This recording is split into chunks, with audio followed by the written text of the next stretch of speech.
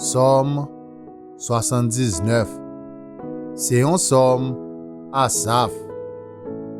Bon Dieu, moun lot nation yo envahi pays pour wa. Yo entre dans kay ki a pas pour wa. Yo de respecter li.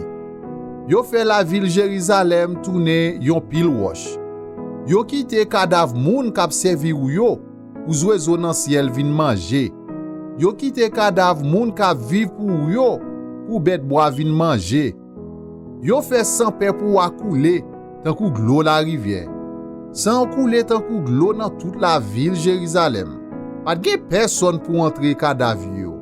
Ou fait nation qui bon côté nous yo a passer nous dans bêtise. Oui, yo tout a plongé droit sous nous. Y a passé nous dans risible. C'est hier, jou ki lè wap rete fâché ak nous. Gen lè c'est pour tout temps. Est-ce que wap kite kolè ou boule nous tant kou di fè? Mettez ou en kolè sous nation qui pa konnen ou yo. Sous peuple qui pa servi ou yo.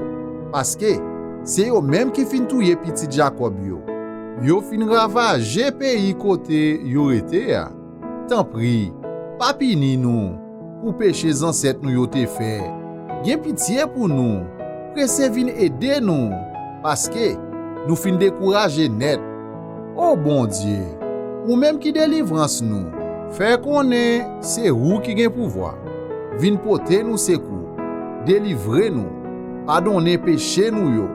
Pour moun ka fait louange. Ou qui ça moun l'autre nation yo ap mande nous.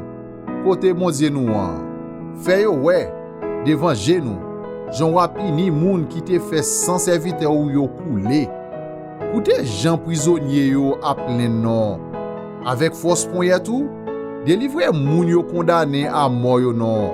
C'est hier. Rend moun l'autre nation yo 7 fois la pareil pour toujours yo jouer ou yo. Laisse ça nous-mêmes père pour wa. Mouton qui nan savon nous yo. Nous pas jamais suspendre merci.